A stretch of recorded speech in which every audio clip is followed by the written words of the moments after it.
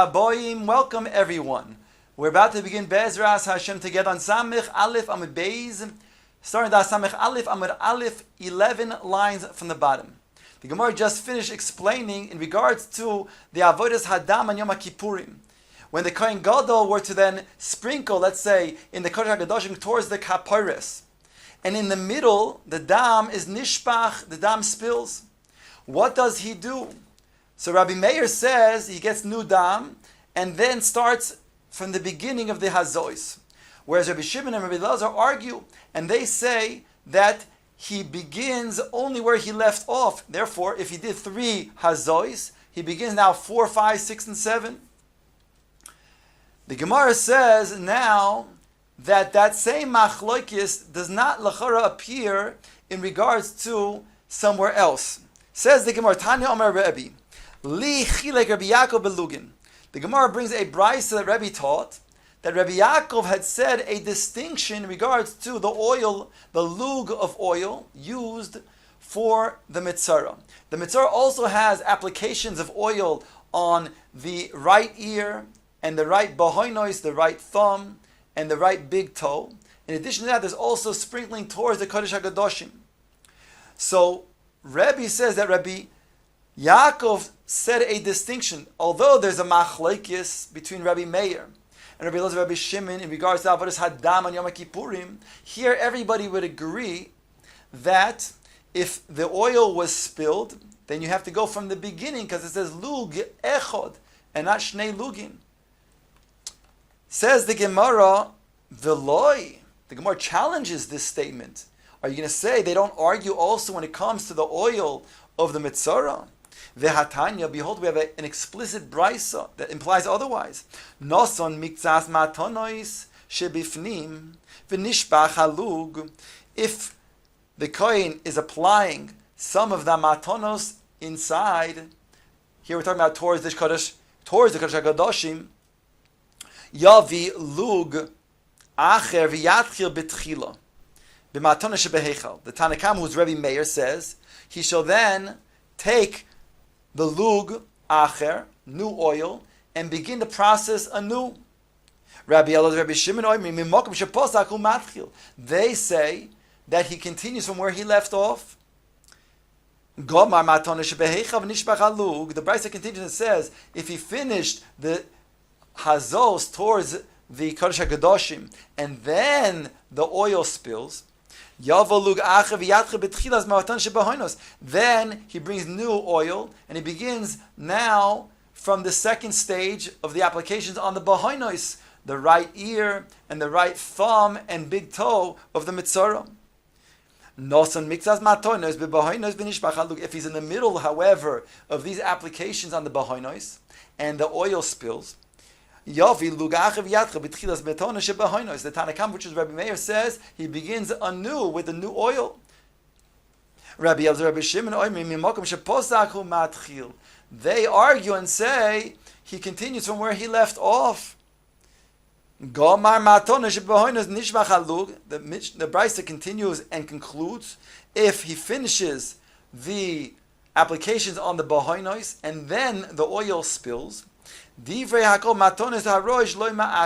would agree that the additional oil that's put on the head of the mitzvah is not ma'akev. Al kopanim, we see clearly from this brisa that the same machlokes that exist gabe the avodas hadam and Yom Kippurim is equally true over here in regards to the oil on the mitzvah. So how could Rabbi teach in the name of Rabbi Yaakov that Rabbi Yaakov made a distinction in regards to lugin? It's the same machlokes. Gemara says, Eima li shona Rabbi Yaakov belugin. Say that Rabbi Yaakov taught the same machlokes in lugin. Now the Gemara brings back the latter statement in this brisa in regards to after applying making the hazos and applying the oil on the mitzvahs bahoinos, the nishbach halug, the oil spills. So the Brisa says that it's not ma'akev to put it on the roish of the mitzvah. Omar mar matonas haroish ein ma'akvis. My timer, what is the reason that it's not ma'akev? Ile mishum dechsiv. If you're going to say because it says in the pasuk regards to the mitzvah v'anoisar min hashemen, that whatever is left over from the shemen, that's why it's considered to be something that is not ma'akev, because it's v'hanoisar, it's extra, it's shirayim. Ela me'ata, then from now, hanoiseres mina mincha, hachanami lo ma'akve. It also says in Lashon in regards to a mincha offering. After the kohen gadol, or the kohen rather, takes a kaimetz and of mincha of the flour, and he puts it on the mizbeach, if the remaining flour spills or gets lost, so then you should say it's not ma'aki, because it says the lashon v'hanoiseres mina mincha, and that's not true. We know that if that got lost, then the mincha, the kaimes that was put onto the mizbeach, is not valid to be burned. So it can't be because it says v'hanoiser mina shemen that makes it that the oil that is not ma'aki to be put on the rosh of the mitzvah. Shiny hasam over there in regards to mitzvah, it's different. The chsiv, it says in two places umiyeser, and it says v'hanoiser. There are other psukim.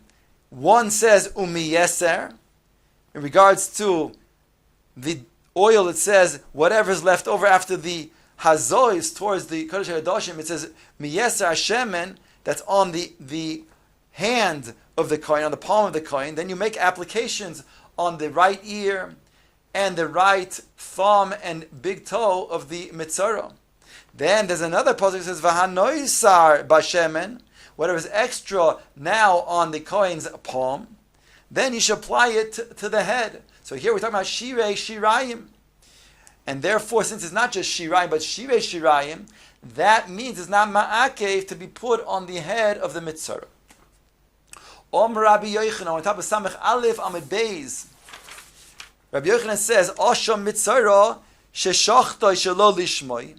If an asham, in regards to the mitzvah, he has to bring a carbon asham, and he shechs the carbon not l'shem asham, but rather l'shem oila or l'shem shlomim. Bonu l'machloikis Rabbi Meir, Rabbi Elazar, Rabbi Shimon. This brings the same machloikis that we have between them in regards to Avodas Hadam and Yom Kippurim here as well. Rabbi Meir d'Amar Yavi Acher v'Yatchil b'Tchila Hachanami Yavi Acher v'Yishchot. Rabbi Meir, who's of the Shita that says whatever was performed before the dam was nishbach, it's invalid, and therefore you have to bring new dam and begin anew. He would say you have to then also bring a new carbon asham to be shechted for the mitzvah. He has to bring another asham, l'shem asham, because what he did beforehand was not valid. Rabbi Elazar, Rabbi Shimon, she'omrim b'makom shepasak misham hu matchil hacha ein loy takana. Whereas Rabbi Shimon and Rabbi Elazar, who say that in regards to avodas hadam, if he spilled the blood in the middle of the hazois, he normally then will take the new dam and continue where he left off. So over here, that means to say that what he did until now was valid. Over here, there is no takana. Over here, it's not possible to go ahead and shecht a new carbon asham, because the pasuk says keves echad, asham echad, v'lo shtei ashamois. So they would say, so you have to then, you can't go ahead and shecht a new carbon asham. Maskif le Rav Chizda. Rav Chizda, he argues, and he says, "V'ha oisoi kesiv." It says oisoi. I'll read you the pasuk. V'lokach hakoyin es hakeves ha'echad v'yikiv oisoi la'osham. That pasuk, in regards to the mitzvah, says oisoi, it, and therefore there's a requirement that dafke it, meaning to say that even Rabbi Meir would agree that he can't go ahead and shecht another carbon, another keves, as a carbon asham. So here there wouldn't be a machlokes. The Gemara leaves it as kasha. That would be a difficulty.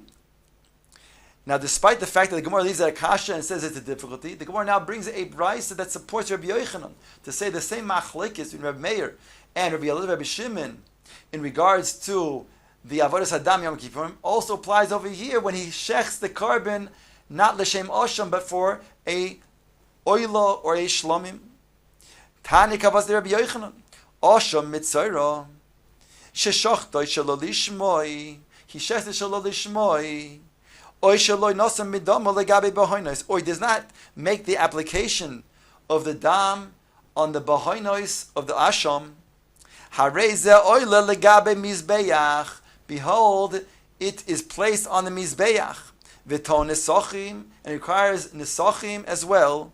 However, v'tzorich asham acher lachshiroi. But in order to allow the mitzvah to then partake in eating kachim, he has to then bring a new korban asham. So that would be the way Rabbi Meir learns, as Rabbi Yochanan stated before. So we have a support for Rabbi Yochanan as well. Says the Gemara, Rav Chizda Omar Lach, what would Rabbi Chizda say to you? Whereas Rabbi Chizda, who was the one who brought before a kasha on Rabbi Yochanan, what would he say about this Braisa? It says, V'tzorich Osham Acher Lachshir, he needs to bring another korban Osham. Mashma, he has to shecht another korban Osham to allow the mitzvah to go ahead and partake in kachim. So Rabbi Chizda would say to you, my tzorich, what does it mean in this Braisa when it says tzorich? It doesn't mean he has to bring another korban and shecht it. Rather, tzorich ve'ein loy takana. Here, and there's no takana, since it says keves echad and oisoi. Therefore, he can't go ahead. And so since it's oisoi, rather, it has to be that one, and therefore he has no takana. He can't go ahead and shecht another korban osham, and therefore it won't be ma'akev according to the way Rav Chizda learns. So it doesn't mean sorich, and he has to then shecht another korban, but rather it means sorich ve'ein loy takana. V'tani tana sorich ve'ein loy takana. Asked the Gemara on Rav Chizda, do we find that the Tana says tzorich and he does not mean it is required? It means really ein loy takana. In the Gemara says yes. V'atanya supports us from the Braisa. Nazir memurat. We know that a nazir after the nazirus has to shave his head. So what happens if there's a nazir who's bald? Says the Braisa, nazir memurat beishamai omim tzorich havoras tar. He must take a razor and go over his head at the end of his nazirus. Beis Hillel ein tzorich havoras tar. Beis Hillel says not. He doesn't have to do that. V'omer Rabbi Avino, and Ravina says, Kishaorim beis shamai tzorich ve'ein lo takana. When he said tzorich, he doesn't mean he needs to do it. It means he's not able to. Ein lo takana, because he's bald. So therefore, that would support what Rav Chizda said, tzorich ve'ein lo takana. However, the Gemara points out, Opliga de Rabbi Pedas. This argues on Rabbi Pedas, who says differently. Dom Rabbi Pedas, Beis Shammai Rabbi Elazar Omru Davar Echad. Both Beis Shammai and Rabbi Elazar, they say the same thing. What do they say? As follows: Beis Shammai Hoda Amron.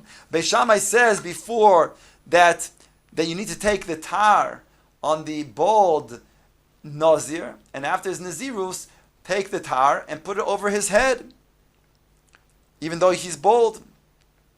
Rabbi Elazar, the Tanya, Rabbi Elazar that says in the following brisa, Ein loy boihen yad uboin regel. What happens if the mitzvah doesn't have a right thumb or a right big toe? What does he do in terms of the applications of the oil? Ein loy tahara oilamis. The Tanna Kama says he can't become tahar. Rabbi Elazar argues and he says, Noisen al mikoymoi v'yotzei. He places in the places where the thumb or the big toe were, and that place was where he put the oil. That what it means in the situation where he doesn't actually have a boyhen. Rabbi Shimon Oimer im nasan al shel small yotza. If he puts it on the left thumb or the left big toe, that would be satisfactory for the mitzvah to become nithar. Al kopanim, we see over here that Rabbi Pedas argues on Rabbi Avino. Although Rabbi Avina explained by Rabbi Chizda that when it says tzorich, it means ein loy takana. If you can't, you can't. Here Rabbi Pedas says, granted he doesn't have a boyhen, and therefore you still put it on the stump. So too, when Beis Shammai says that there's a nazir who is bald, you still run a tar over his head. And that's what it means when it says tzorich. Al koponim, we're left with this machloikis of how to learn tzorich. If it's a dechia according to Rabbi Chizda, like Rabbi Avina said, or it's not a dechia because tzorich means tzorich, and you can't say tzorich ve'ein lo takana like the way Rabbi Pedas explains.